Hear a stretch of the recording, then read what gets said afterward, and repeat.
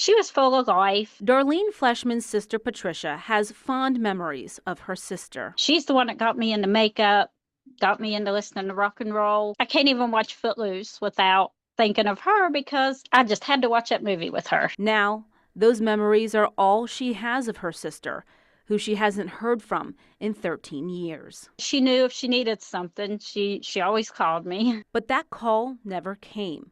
According to Virginia State Police, Darlene was last seen in southwest Roanoke on or around September 15th, 2012. She had met someone online, and she was in the process, according to some information that's really not been confirmed, it's just between two persons, but she had a 1994 purple two-door Chevy Cavalier, and that she was going to bring that car to Roanoke and sell the vehicle. Senior Special Agent Douglas Hubert says she was coming from Union, West Virginia. In the evening, she does make it to Roanoke, and she meets with the person that wants to buy her vehicle. And do you believe that this person is the last person to have seen Darlene? I do. By his own admission and by the way that the investigation, it appears as if he's the last person to see Darlene in Roanoke. That person police have identified as Michael Eisman. He stated and said that he was the person who was going to buy the vehicle from Darlene. I've interviewed Mr. Eisman. He says he was with her. He says that they spent some time together. They left his apartment, went to Walmart on 220 where he bought her a phone, and then that they went back to his apartment.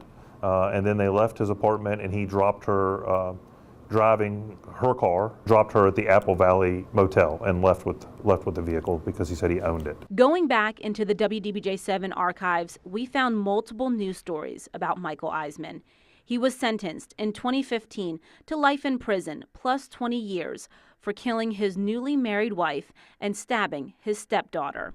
That was back in November 2013, only about a year after Darlene went missing. Some incidents he was involved in the following year in 2013. I recognize the name and I recognize the crimes he was involved with. It was well known in the Roanoke Valley at the time, and it kind of once I got on this and started looking at it, it was kind of an aha moment for me. Like, I know who Mr. Eisman is. Today, there are still a lot of unanswered questions in this case for law enforcement. The vehicle now has vanished. Don't know where the vehicle is. It still shows registered to Darlene.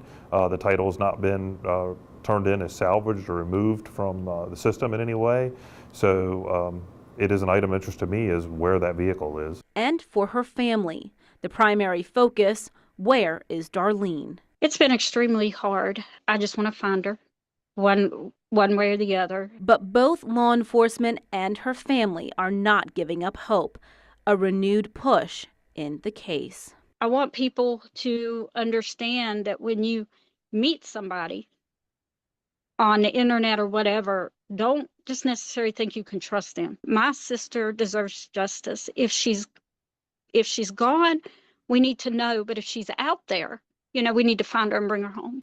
If you or anyone you know has information about this case or where Darlene is, you can contact Virginia State Police. In studio, Sophia Borelli, WDBJ7.